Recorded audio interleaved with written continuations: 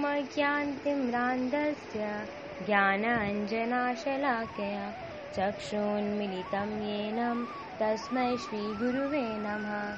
श्रीमद् भगवद गीता मात की जय हो। Hare Krishna to all group members.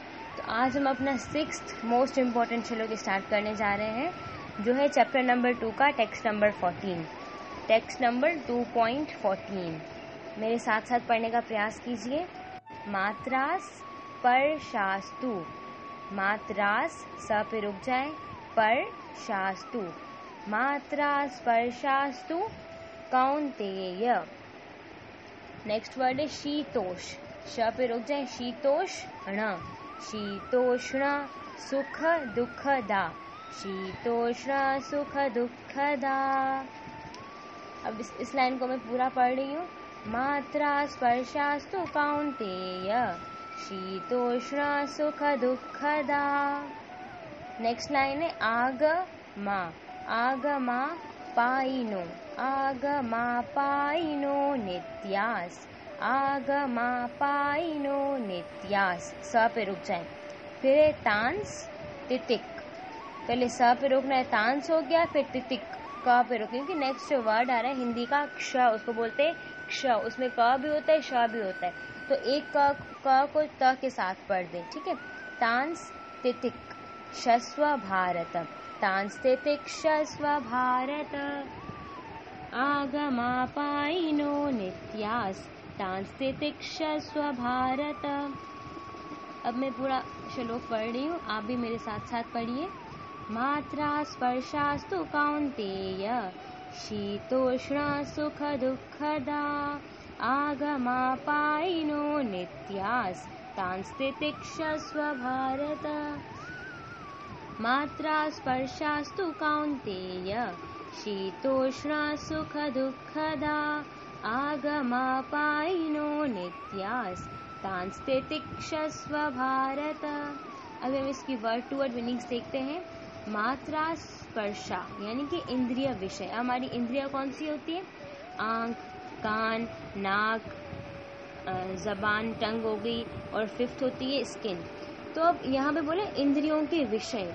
अब इंद्रियों के विषय जैसे कि आंख का विषय क्या होता है? देखना, रूप, और कान का विषय होता है सुनना, नाक का विषय होता है सूंघना, और जबान का विषय होता है टेस्ट करना या बोलना, और जो स्किन होती है हमारी त्वचा, उसका विषय क्या होता है? स्पर्श यानी कि टच करना। तो ये इंद्रियों के विषय। तू यानी कि केवल, कौन्तेय हे कुंती पुत्र। अब यहाँ पे कृष्ण ने अर्जुन को 2 नामों से संबोधित किया है, एक कौन्तेय और दूसरा भारत यानी कि हे भरतवंशी। अब नेक्स्ट वर्ड देखते हैं, शीतोष्ण, इसको अलग अलग करना है, शीत अलग, उष्ण अलग। शीत बोलते हैं सर्दी को, उष्ण बोलते हैं गर्मी को। इसके बाद है सुख दुख यानी कि सुख तथा दुख, दा यानी कि देने वाले, आगम यानी कि आना, अपाइन, आगमापाइन। अब इसको तोड़ेंगे ना, तो ये आगम और अपाइन अलग अलग हो गया। आगमापाइनों का मतलब क्या है? आना जाना। तो यहाँ पे एक तरह से कृष्ण कंपेयर करके बता रहे, जो हमारे सुख और दुख हैं वो उत्पन्न कहाँ से होते हैं? इंद्रिय विषय से उत्पन्न होते हैं। अब उत्पन्न कैसे होते हैं मैं आपको एक एग्जांपल से बाद में समझाऊंगी, ठीक है। तो ये सुख और दुख किसके समान है? सर्दी और गर्मी के आने जाने के समान है।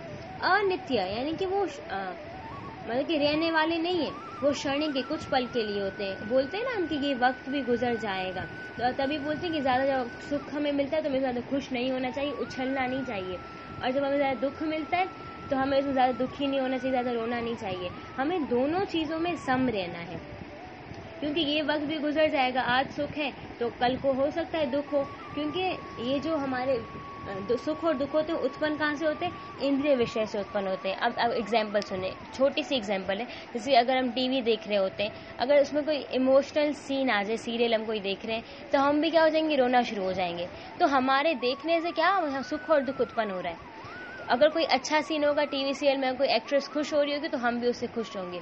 अब दूसरी एग्जाम्पल, हमें कोई ड्रेस पसंद आ जाती है, अगर हम ड्रेस लेके आ जाते हैं मार्केट से, हमें ड्रेस अच्छी लगी तो हमें उससे सुख मिला, हमने पहना।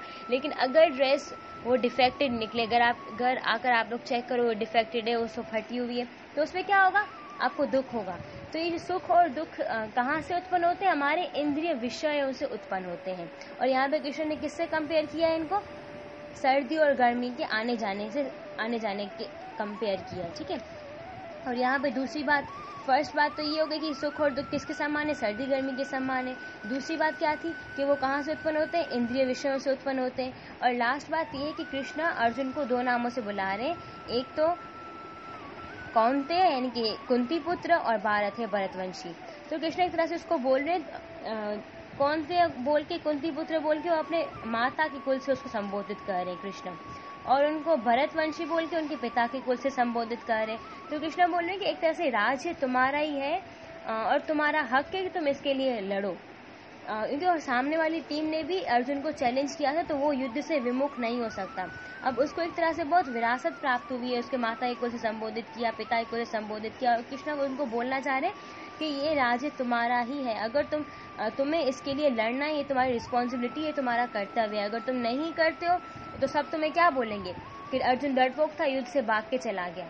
तो कृष्ण उसको समझा रहे हैं, और हम इसकी word to word meaning complete करते हैं। अनित्य यानी कि क्षणिक होते हैं, कुछ पल के लिए होते हैं। तान यानी कि उनको तितिक्षस्व सहन करने का प्रयत्न करो, भारत है भरतवंशी। और तुम्हें क्या करना है, उनको सहन करना है। किसको सहन करना है, सुख और दुख को। अब हम कंप्लीट ट्रांसलेशन देखते हैं। हे कुंती पुत्र, सुख तथा दुख का क्षणिक उदय तथा काल क्रम में उनका अंतर्ध्यान। उदय यानी क्या, उनका आना, और काल क्रम में उनका अंतर्ध्यान का मतलब है यानी कि जाना, ठीक है। सुख और दुख का क्षणिक आना जाना सर्दी तथा गर्मी की ऋतुओं के आने जाने के समान है। हे भरतवंशी, वे इंद्रिय बोध से उत्पन्न होते हैं और मनुष्य को चाहिए कि अविचल भाव से उनको सहन करना सीखे। हरे कृष्णा।